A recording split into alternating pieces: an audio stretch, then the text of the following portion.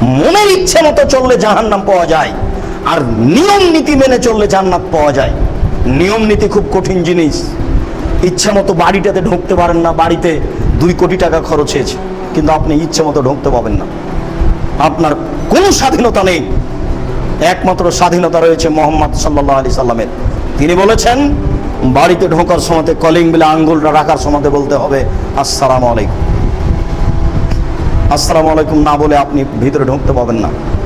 ঢুকছেন যে জোর করে ঢুকছেন, আপনি আল্লাহ রাসূলকে মানেন না, এই জন্য ঢুকছেন। ঢোকা আপনার না করা হয়েছে, এইভাবে জোর করে ঢুকলে সারা বাড়িতে শয়তান থাকবেই। কারো ব্যক্তিগত স্বাধীনতা চলে না। এই জন্য জান্নাত হচ্ছে নিয়মের নাম, আর জাহান্নাম হচ্ছে ইচ্ছের নাম। মন হলেই মানুষের গীবাত করা হয়, নিন্দা করা হয়, মানুষের দোষ ত্রুটি উদ্ঘাটন করা হয়। মানুষের দোষ ত্রুটি উদ্ঘাটন করা মনে হচ্ছে যেন আমাদের একটা জন্মগত অভ্যাস, যা পরিহার করা একান্ত জরুরি। সম্মানিত মসজিদের পুরুষ ও নারী মুসল্লি, এ ব্যাপারে এই অংশে আমরা জরুরিভাবে অত্র হাদিস থেকে গ্রহণ করি এই নীতি যে আল্লাহ রাসূল প্রাণপণে চেষ্টা করেছেন মানুষের দোষ ত্রুটি ঢেকে রাখার। আমাদেরকেও চেষ্টা করতে হবে মুসলমান হিসাবে এই জিম্মেদারি পালন করা, যে মানুষের দোষ ত্রুটি জানতে চাওয়া তো দূরের কথা, তা ঢেকে রাখার প্রাণপণে চেষ্টা করতে হবে। যুবক, তুমি সতর্ক ও সাবধান থাকো। আজ থেকে সপরিবারে বাড়ির সবকিছু পরিবর্তন করে চলতে হবে। মহান আল্লাহ বলেন, ওয়ালা ইয়াকতাবাজুকুম বা, অবশ্যই কেউ কারো গীবত পরনিন্দা করতে পারে না। পরনিন্দা খুব কঠিন কাজ। জুবাইর ইবনে মুতঈম রাদিয়াল্লাহু তাআলা আনহু বলেন, রাসূল সাল্লাল্লাহু আলাইহি সাল্লাম বলেছেন, যে ব্যক্তি পরনিন্দা করে সে জাহান্নামে যাবে। যে ব্যক্তি গীবত করে সে জাহান্নামে যাবে। যারা পরনিন্দা করে, গীবত করে, তাদের ফলাফল হল জাহান্নাম।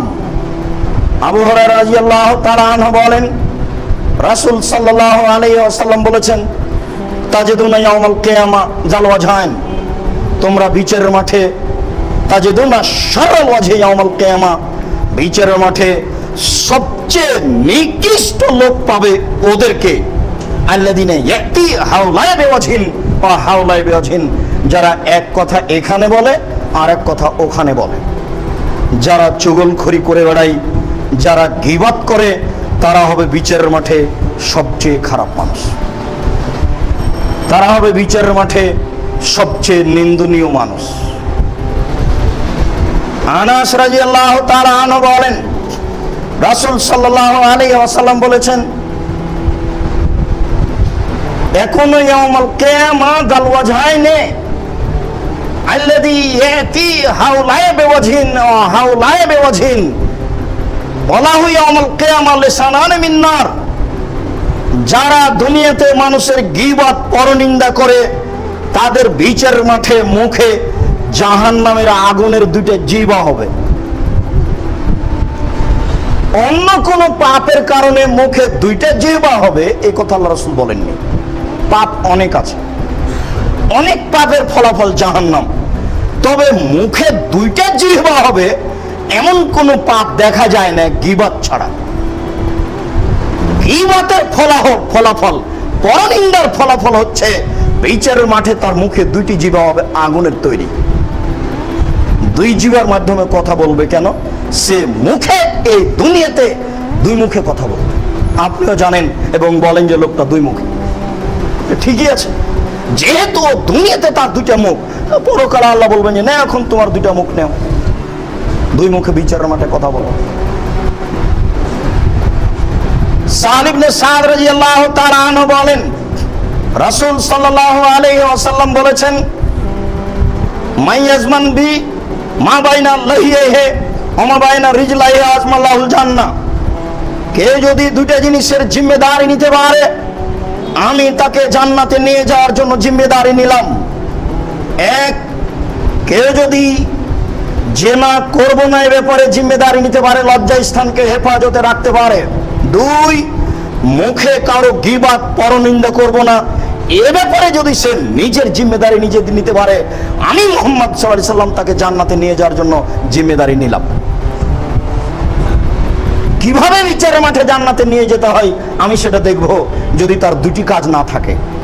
এক, সে মুখে কারো বদনাম করে না। দুই, সে জেনায় জড়িয়ে পড়ে না।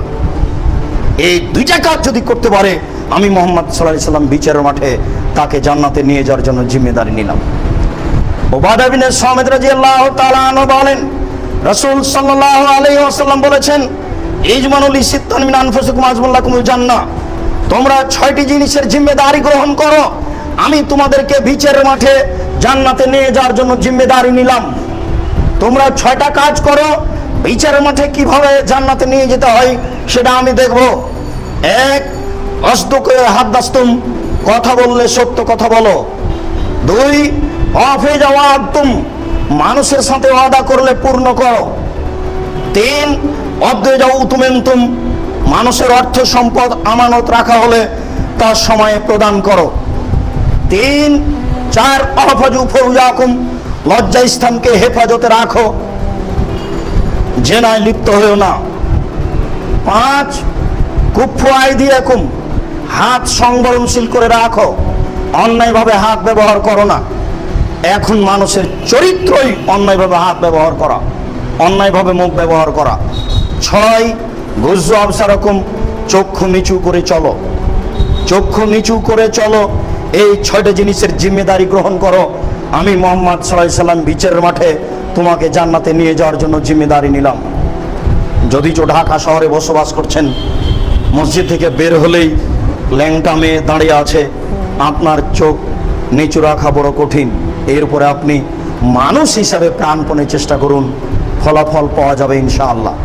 আপনার চেষ্টাটা মূলত আল্লাহ দেখবেন। আপনার যদি চেষ্টা থাকে তাহলে আল্লাহ আপনার প্রতি দয়া করবেন, আল্লাহ রাসূল আপনাকে সহজে জান্নাতে নিয়ে যেতে পারবেন। বলছিলাম, আপনি যদি লজ্জা স্থানকে কন্ট্রোলে রাখতে পারেন, মুখকে কন্ট্রোলে রাখতে পারেন, তাহলে আল্লাহ রাসূল আপনাকে জান্নাতে নিয়ে যাবেন। এ ব্যাপারে আল্লাহ রাসূল আপনাকে এই কথা বলছেন। আবু হুরায়রা রাদিয়াল্লাহু তাআলা আনহু বলেন, রাসূল সাল্লাল্লাহু আলাইহি ওয়াসাল্লাম বলেছেন, হাল তাদরুনা, সঙ্গী সাথী বলতে পারো, মাইদখুলুন নাসাল জান্নাতা, মানুষকে বেশি বেশি জান্নাতে প্রবেশ করায় কি? সঙ্গী সাথী বলতে পারো, মানুষকে বেশি বেশি জান্নাতে প্রবেশ করায় কি? সঙ্গী সাথী বলতে পারো, মানুষকে বেশি বেশি জান্নাতে প্রবেশ করায় কি? এই কথা বলতে বলতেই তিনি বলছেন যে খলকুল হাসান, ভালো চরিত্র, ভালো চরিত্র দিয়ে মানুষ বেশি বেশি জান্নাতে যাবে। এই কথা বলা শেষ হতে না হতে তিনি বলছেন, হাল তাদরুনা মা আকসারু মাইদখুলুন নারা, বলতে পারো সঙ্গী সাথী মানুষকে বেশি বেশি জাহান্নামে প্রবেশ করায় কি? সঙ্গী সাথী বলতে পারো, মানুষকে বেশি বেশি জাহান্নামে প্রবেশ করায় কি? এই কথা বলতে বলতেই তিনি বলছেন, আল ফামাল ফারজ, লজ্জা স্থান এবং মুখ মানুষকে বেশি বেশি জাহান্নামে নিয়ে যায়। আপনার গীবতই আপনাকে জাহান্নামে নিয়ে যাবে, যা তাহাজ্জুদ পড়ে আপনি টিকতে পারবেন না, তাহাজ্জুদ আপনার কুলাবে না। মুখ যে আপনার কত বড় বিপদ তা এখন আপনাকে বুঝাতে পারছি না, বিচারের মাঠে আপনি বুঝতে পারবেন মুখ আপনার কত বড় বিপদ। এই জন্য উকবা ইবনে আমির বলছেন, আল্লাহ রাসূলকে একজন সাহাবী জিজ্ঞাসা করেছিলেন, আল্লাহ রাসূল, মান নাজাত, বাঁচার পথ কি? আল্লাহ রাসূল বলেন তো বাঁচার পথ কি? তখন আল্লাহ রাসূল বললেন, বাঁচার পথ, 1 নম্বর বাঁচার পথ হচ্ছে আমলিক লেসানাক, মুখ বন্ধ করো, মুখে কথা বলো না, জরুরি কথা ছাড়া মুখে বলো না, ভালো কথা ছাড়া মুখে বলো না, নইলে মুখ তোমাকে জাহান্নামে নিয়ে যাবে। সঙ্গী সাথে বলতে পারো, মানুষকে বেশি বেশি জাহান্নামে নিয়ে যায় কি? এই কথা বলতে বলতেই তিনি বলছেন যে মুখ মানুষকে বেশি বেশি জাহান্নামে নিয়ে যায়। তাহাজ্জুদ পড়লেন, গীবত চালু থাকলো, কাজ হবে না। যে হজ করে আসলেন, গীবত চালু থাকলো, কাজ হবে না। এই কথা আল্লাহ রাসূল বলছেন। একদা রাসূল সাল্লাল্লাহু আলাইহি সাল্লাম বলেন, হাল তাদরুনা মাইকুবুন হাসান নারা, সঙ্গী সাথী বলতে পারো, মানুষকে পিছন দিক থেকে ধাক্কা মেরে জাহান্নামে নিক্ষেপ করে কি? সঙ্গী সাথী তোমাদের জানা আছে? বলতে পারো তোমরা, মানুষকে পিছন দিক থেকে ধাক্কা মেরে জাহান্নামে নিক্ষেপ করে কি? এটা কি তোমরা বলতে পারো? এই কথা বলতে বলতে ফাঁক হাজালে সানাহু তিনি তার জিহ্বাটা ধরে নিয়ে বলছেন, এই দেখো জিহ্বা, এই জিহ্বা মানুষকে পিছন দিক থেকে ধাক্কা মেরে জাহান্নামে নিক্ষেপ করবে। জিহ্বা আপনার কত বড় শত্রু। তাই সাহাবী জিজ্ঞেস করলেন, আল্লাহ রাসূল, বাঁচার পথ কি? জাহান্নাম থেকে বাঁচার পথ কি? তখন তিনি 1 নম্বরে বললেন, মুখ বন্ধ করো, আলজাম লিসানাক, জিহ্বা বন্ধ করো, মুখ বন্ধ করে রাখো, মুখ ব্যবহার করো না, করলেই জাহান্নাম। 2, অলিয়াসা বাইতক, বাড়িটা প্রশস্ত করো। তুমি আর তোমার স্ত্রী জরুরি প্রয়োজন ছাড়া বাড়ি ত্যাগ করিও না। জরুরি প্রয়োজন ছাড়া বাড়ি ত্যাগ করলে পাপ হবেই। সকালবেলাতে স্ত্রী বাজারে যায়, বিকেল 4টায় আসে, কাপুরুষ আপনি সারাদিন বসে থাকেন, ইতস্তবোধ হয় না? আপনি কি মারা গেছে? আপনার যুবতী মেয়ে বাজারে যায় কেন? কি দেখাতে চাচ্ছেন? বিচারের মাঠ কারো হাতে নেই। মহান আল্লাহ বলেছেন,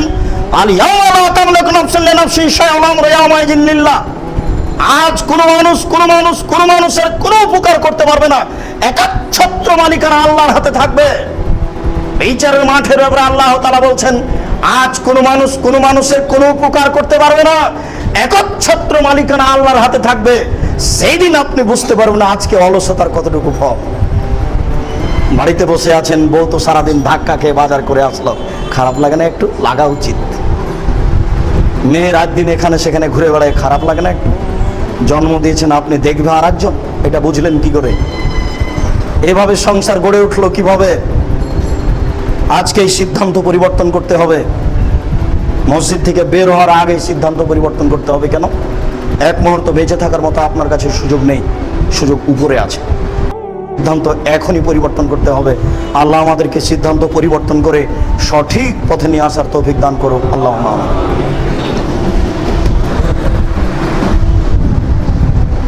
আলহামদুলিল্লাহ ওয়াহদা, ওয়াসসালাতু ওয়াসসালামু আলা মান লা নাবিয়্যা বা'দা।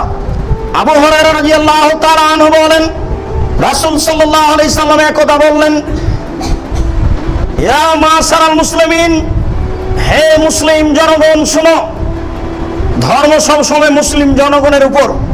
হে মুসলিম জনগণ শোনো, লা তুজুল মুসলিমিন, তোমরা কোনো মুসলমানকে কষ্ট দিও না। আপনার থেকে অন্য কেউ কষ্ট পায় সামান্য, এই ব্যাপারে আপনি সতর্ক থাকুন। 2, ওয়ালা তুআইরু, কোনো মানুষের নিন্দা করো না। এরপরে তিনি বলছেন,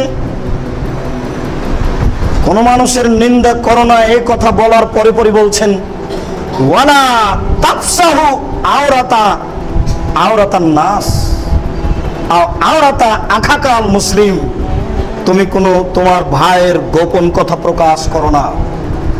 তোমার কোনো ভাইয়ের কোনো গোপন কথা তুমি প্রকাশ করো না। অমাইয়াত্তাবে আওরাতান নাস, কোন মানুষ যদি কোনো মানুষের গোপন কথা প্রকাশ করে, তখন আল্লাহ তাআলা তার গোপন কথা প্রকাশ করার জন্য লেগে যাবেন।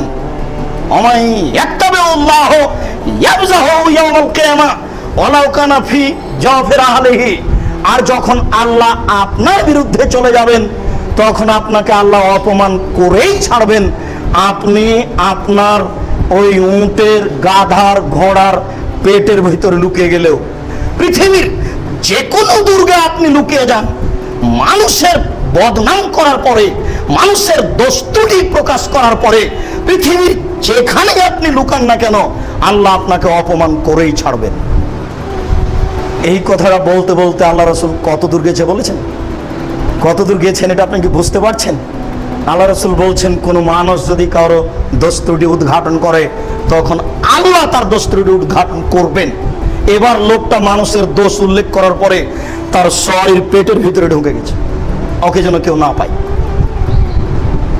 এখন আপনার তো উট নেই, ঘোড়াও তো আর চলে না, আপনার গাড়ি আছে, এটা তো খোলামেলা, এখানে আর কোথায় ঢুকবেন? তাহলে ধরে নেন পৃথিবীর কোনো জায়গায় চলে গেলেন, যেখানে মানুষ যেতে পারে না, এমন কোনো জঙ্গলে চলে গেলেন। এরপরে আল্লাহ আপনাকে অপমান করেই ছাড়বেন, এই কথা আল্লাহ রাসূল বলছেন। আপনি বুঝেন দোষ ত্রুটি প্রকাশ করার ফলাফল কত খারাপ। বর্তমান পৃথিবীতে এই ভোট পদ্ধতি সবচেয়ে ন্যাক্কারজনক, নোংরা, জঘন্য, বর্বর কাজ। এর চেয়ে খারাপ কাজ পৃথিবীতে বর্তমানে আছে এটা আমার বিবেক বলে না। এটা হচ্ছে মানুষের দোষ ত্রুটি উদ্ঘাটন করার সবচেয়ে বড় মাধ্যম। ইনি হাজি মানুষ, কয়েকবার হজ করে এসেছেন, এরপরে ওই সময়তে বলছে তোমরা না হয় অমুক চেয়ারম্যানকে ভোট দিও না, তো খুব ভালো ছিল না, একে দাও। অন্তত এই কথাটা তো বললেন, এটা আপনাকে কেমন মনে হচ্ছে? আপনি বুঝতে পারছেন না এর ফলাফল কত কঠিন। আনাস রাদিয়াল্লাহু তাআলা আনহু বলেন, রাসূল সাল্লাল্লাহু আলাইহি সাল্লাম বলেছেন, ওরে যা আলাইয়া ইয়াউমুল কিয়ামা, ওরে যা আলাইয়া ইয়াউমান, একদা আল্লাহ তাআলা আমাকে উপরে নিয়ে যাচ্ছেন, জিবরাইল আমাকে উপরে নিয়ে যাচ্ছেন, মানে মেরাজ। আমাদের নবী বলছেন একদা জিবরাইল আমাকে উপরে নিয়ে যাচ্ছেন।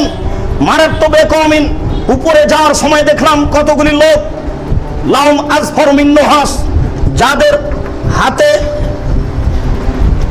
আঙ্গুলে বড় বড় নখ রয়েছে, তামার নখ, নখ, যাদের আঙ্গুলে বড় বড় তামার নখ রয়েছে, তামার, আযফার মিন নুহাস। আমাদের নবী মুহাম্মদ সাল্লাল্লাহু আলাইহি সাল্লাম বলেন, একদা জিবরাইল আমাকে উপরে নিয়ে যাচ্ছেন, যেতে যেতে দেখলাম অনেক মানুষ, তাদের হাতে বড় বড় তামার নখ রয়েছে।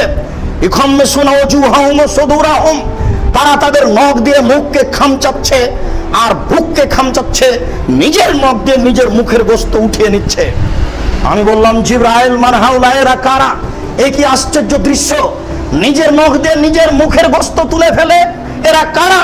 তখন জিবরাইল বলছেন, হাউলাই আল্লাযীনা ইয়াকাউনা ফি আরাজিন নাস, এরা হচ্ছে ওরা যারা মানুষের বদনাম করত, গীবাত করত।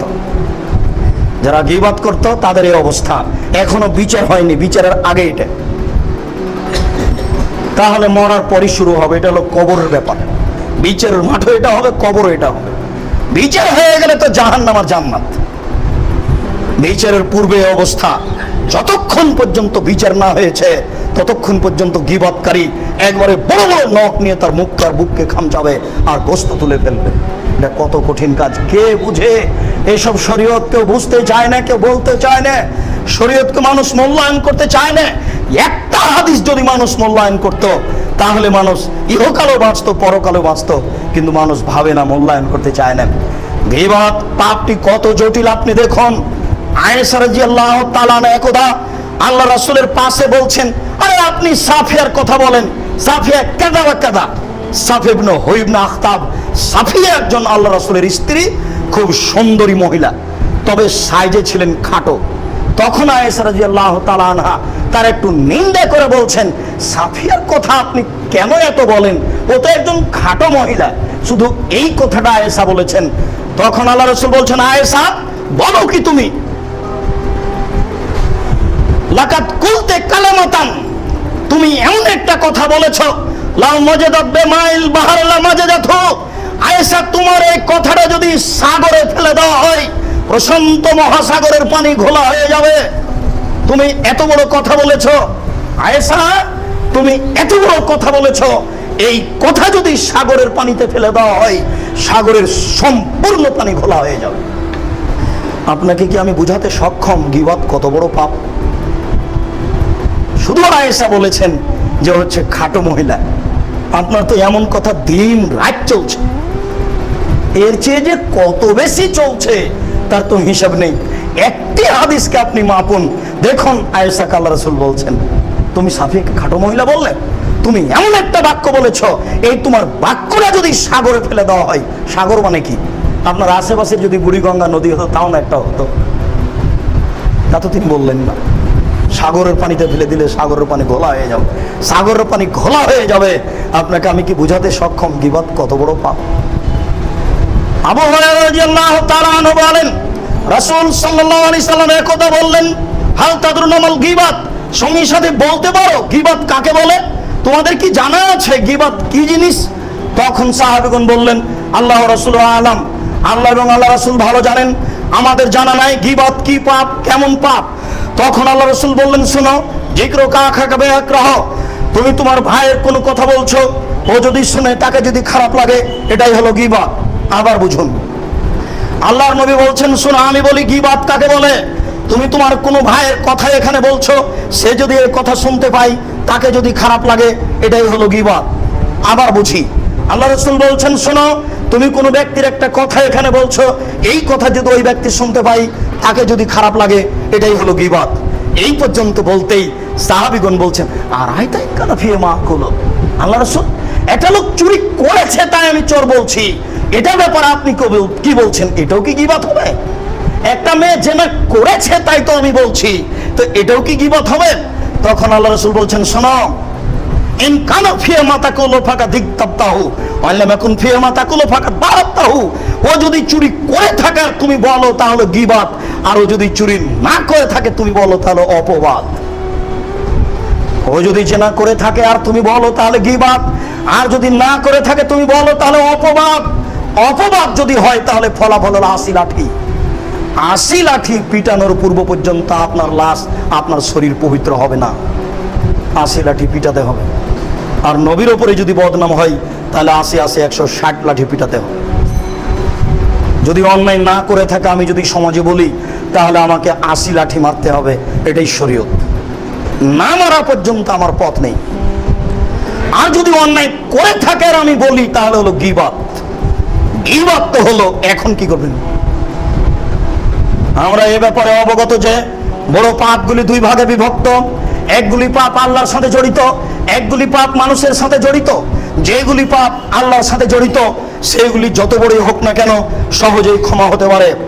আপনার বয়স 70 বছর, একদিনও সালাত আদায় করেননি, নামাজ পড়েননি, অথচ সালাতের বিষয়টি এত জটিল যে রাসূল সাল্লাল্লাহু আলাইহি সাল্লাম বলছেন, যে সালাত আদায় করলো না সে মুসলমান থাকলো না। সেই কালে ইমাম আহমদ ইবনে হাম্বল রাহিমাহুল্লাহ বলেছেন, কেউ যদি এক ওয়াক্ত সালাত আদায় না করে, অলসতা করে ছেড়ে দেয়, তাহলে তাকে হত্যা করতে হবে। সেই কালে ইমাম আবু হানিফা রাহিমাহুল্লাহ বলেছেন, কেউ যদি অলসতা করে এক ওয়াক্ত সালাত ছেড়ে দেয়, তাহলে তাকে জেলখানায় বন্দী করে পিটিয়ে নামাজ পড়াতে হবে।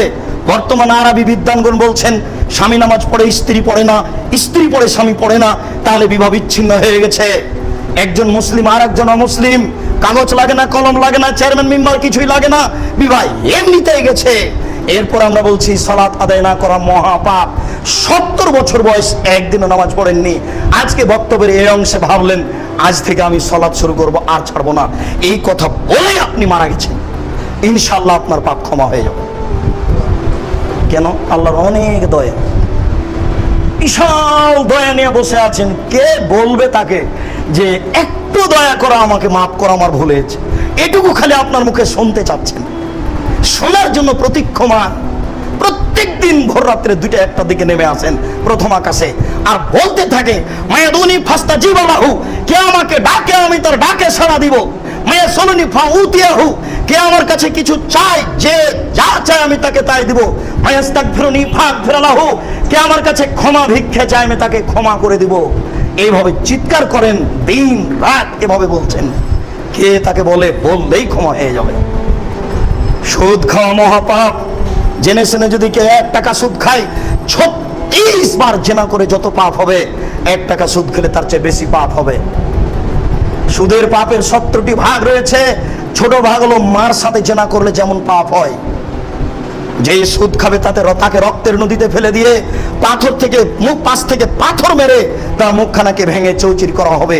এর পরেও যদি সুদের টাকা দিয়ে কয়েকটা বাড়ি করে থাকে ঢাকায়, আজকে বলে সন্ধ্যা দিকে আল্লাহ আমার ভুল হয়ে গেছে, আর কোনোদিন সুদ খাবো না, এই কথা যদি স্বীকারোক্তি দেয়, কোটি কোটি টাকা সুদ খেলো পাপ ক্ষমা হয়ে যাবে। কেন? এই পাপ আল্লাহর সাথে জড়িত। আল্লাহর সাথে জড়িত পাপ ক্ষমা নয় একেবারেই সহজ। মানুষের সাথে জড়িত পাপ ক্ষমা নেওয়া সহজ নয়। গীবত করলেন আপনি মানুষের, গীবত করার পরে চলে গেলেন হজ করতে, হজ করতে গিয়ে বাকি আর জীবন আসবেন না, ওখানেই থেকে যাচ্ছেন। রোজ কাবা ঘরের গিলাপ ধরে অথবা কাবা ঘরের পাশে কাঁদছেন আর বলছেন, আল্লাহ আমি অমুকের গীবত করেছি, তুমি আমাকে মাফ করো। আল্লাহ আমি অমুকের গীবত করেছি, তুমি আমাকে মাফ করো। এইভাবে যদি মরা পর্যন্ত কাঁদেন, পাপ ক্ষমা হবে না। এই পাপ যদি ক্ষমা হয়ে যায়, আল্লাহ হবেন অত্যাচারী। এই পাপ যদি ক্ষমা হয়ে যায়, আল্লাহ হবেন অত্যাচারী। এই পাপ যদি ক্ষমা হয়ে যায়, আল্লাহ হবেন অত্যাচারী। আর আল্লাহ বলেছেন, ইন্নী হারামতু যুলমা আলাইয়া, আমার উপরে আমি অত্যাচার হারাম করেছি, আমি এই পাপ ক্ষমা করব না। তুমি যার গীবত করেছো, ক্ষমা তার কাছে নেও, এটা আমার কাছে নেই। ও ক্ষমা করলে এমনিতেই হবে, এই বিষয়টি আমার নয়। সম্মানিত মসজিদের মুসল্লি, আল্লাহ রাসূল একদা বললেন, সঙ্গী সাথী বলতে পারো বিচারের মাঠে সবচেয়ে গরিব মানুষ কে? তো সাহাবীগণ বললেন, যার টাকা পয়সা নেই সেই গরিব মানুষ। আল্লাহ রাসূল বললেন, তোমার এই কথা ঠিক হলো না। বিচারের মাঠে আমার উম্মত আসবে, সালাত আদায় করেছে, যাকাত দিয়েছে, দান খায়রাত করেছে, অনেক নেকি নিয়ে বিচারের মাঠে দাঁড়িয়েছে। ইতিমধ্যে একজন এসে বলবে, আল্লাহ ইনি আমার আব্বা, আমার বড় ভাইকে জমি লিখে দিয়েছে, বাড়ি লিখে দিয়েছে, আমাকে দেয়নি।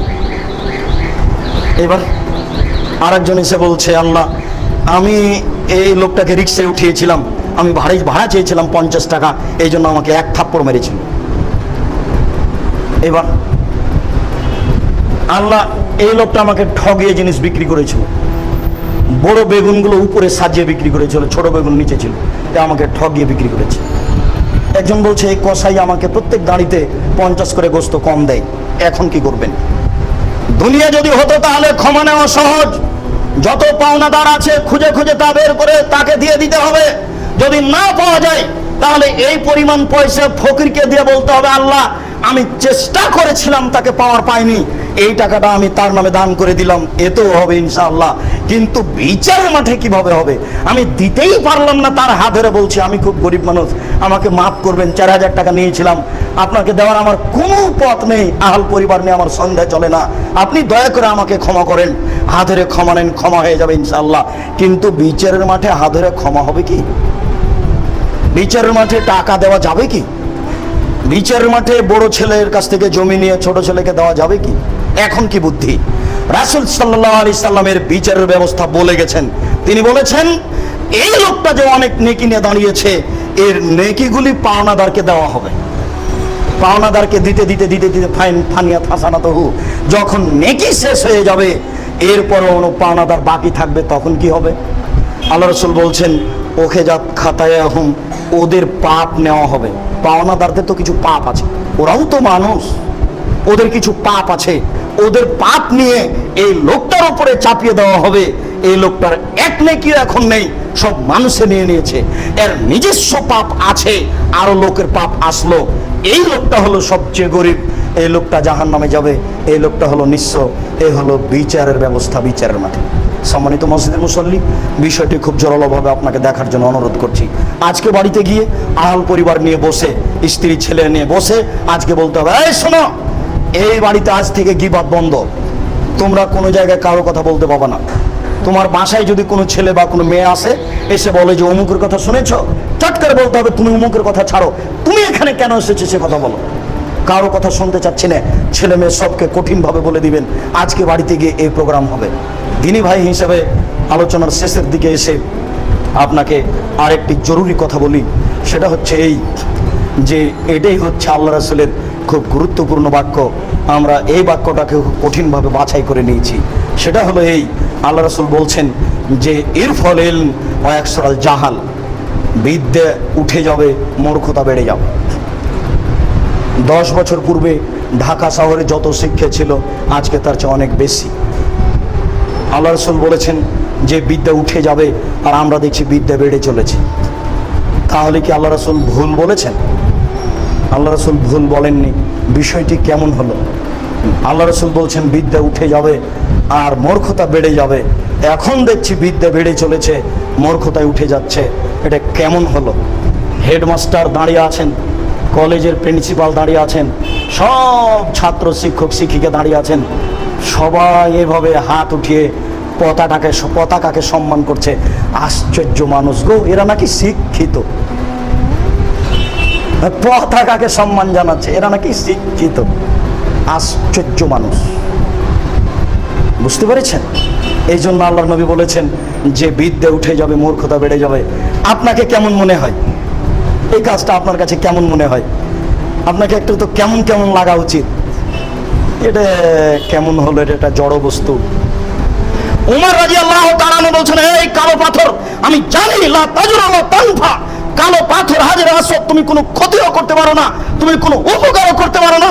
আমি যদি রাসূলকে চুমা দিতে না দেখতাম তাহলে তো তোমাকে আমি চুমা দিতাম না। কালো পাথর, আমি তোমার পূজা করি না, আমি মুহাম্মদ সাল্লাল্লাহু আলাইহি সাল্লামের অনুসরণ করি মাত্র।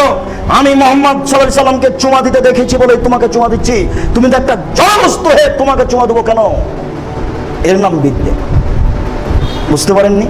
এর নাম বিদ্যা। উমর বলছেন হাজরে আসওয়াদ কালো পাথরকে যে তোমাকে চুমা দেবো কেন? তুমি তো একটা জড়বস্তু, তুমি কোনো ক্ষতিও করতে পারো না, তুমি কোনো উপকারও করতে পারো না। আমি রাসূলকে চুমা দিতে না দেখলে তোমাকে আমি চুমা দিতাম না। সম্মানিত মসজিদের মুসল্লি, বিদ্যা ভুল হচ্ছে। আমরা প্রাণপণে চেষ্টা করছি, জীবন বাজে রেখে জাতির সামনে পেশ করছি বিদ্যে কি, এটা বোঝানোর জন্য, মুখে কলমে প্রতিষ্ঠানগতভাবে যে কোনো মূল্যে।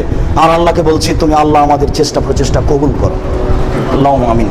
আমরা রাজশাহী নওদাপাড়াতে থাকি। এদেশে সঠিক আগীদে সঠিক দিন প্রচার করার সবচেয়ে বড় মাধ্যম রয়েছে রাজশাহী নওদাপাড়া। এখানে 700 জন ছাত্র, 300 জন ছাত্রী পৃথক পৃথক স্থানে পড়াশোনা করে। প্রায় 50 জন শিক্ষক শিক্ষিকা কর্মচারী রয়েছে। এদেশের মাটিতে সঠিক আকীদে শিক্ষা দেওয়া এবং মিডিয়ার মাধ্যমে দিন প্রচার করা, কলমের মাধ্যমে দিন প্রচার করার সবচেয়ে বড় মাধ্যম। অনেক দিন থেকে ভাবছিলাম ঢাকা শহরে বা আশেপাশে এরকম একটা প্রতিষ্ঠান কিভাবে গড়ে তোলা যায়। অনেক জায়গার প্রয়োজন।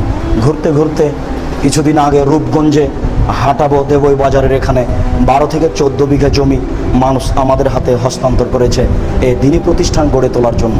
আমরা ভাবছি জাকির নায়েকের মতো অথবা তার চেয়ে একটা ভালো প্রতিষ্ঠান কিভাবে গড়ে তোলা যায়। এই পরিকল্পনায় আমরা আগামীকাল 24শে আগস্ট এই প্রতিষ্ঠান ছাত্র ভর্তি বা উদ্বোধনে যাচ্ছি। আপনাদেরকে সেখানে আন্তরিকভাবে সহযোগিতা এবং পরামর্শ ও যাওয়ার দাওয়াত রইল। এমন কোনো ব্যক্তি থাকতেও পারে যেখানে পর্যাপ্ত পরিমাণে সহযোগিতা করে তার সার্বিক উন্নয়ন করবে। রাজশাহী নওদাপাড়া মাদ্রাসা সহ এইসব প্রতিষ্ঠানে আপনাদেরকে আন্তরিকভাবে সহযোগিতা, আর্থিক ও পরামর্শ করার জন্য আন্তরিকভাবে অনুরোধ রইল। পরবর্তীতে আমাদের সাথে কথা হলে আরও বিস্তারিত বলবো। আল্লাহ আমাদের যারা মারা গেছে তুমি তাদের কবরের শাস্তি মাফ করো। আমরা যারা অসুস্থ তুমি তাদের আরোগ্য দান করো।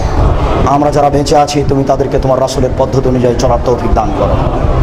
আজকে যে আলোচনা শুনলাম এই আলোচনা অনুযায়ী তুমি আমাদের সকল পরিবারকে তোমার রাসূলের পদ্ধতি অনুযায়ী চলার তৌফিক দান করো। গীবতের মতো নেহায়াত অন্যায় পাপকে পরিবার থেকে তুলে দেওয়ার তৌফিক দান করো।